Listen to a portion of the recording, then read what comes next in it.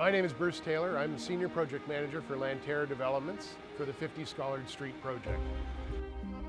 There's a lot that goes into the planning and development of this type of project.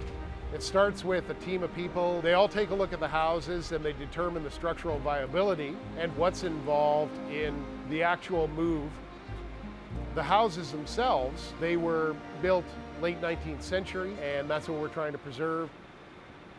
We figured that the best way to move them was to actually create a very rigid box. Take that, lift it, move it horizontally about 100 feet from its original location, and then build it into our new building. Danco took on those challenges, and we were quite happy with what they had proposed.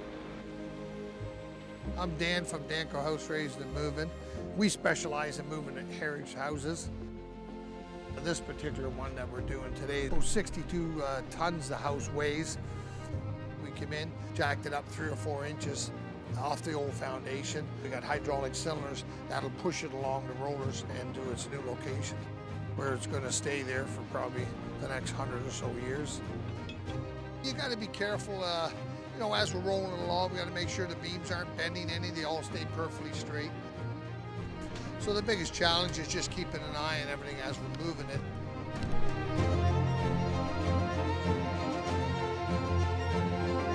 Every neighborhood has these beautiful little pieces that add character and interest to those neighborhoods. Here in Yorkville, it was our responsibility to preserve that, to try and keep as much of the historical aspects of the city as possible.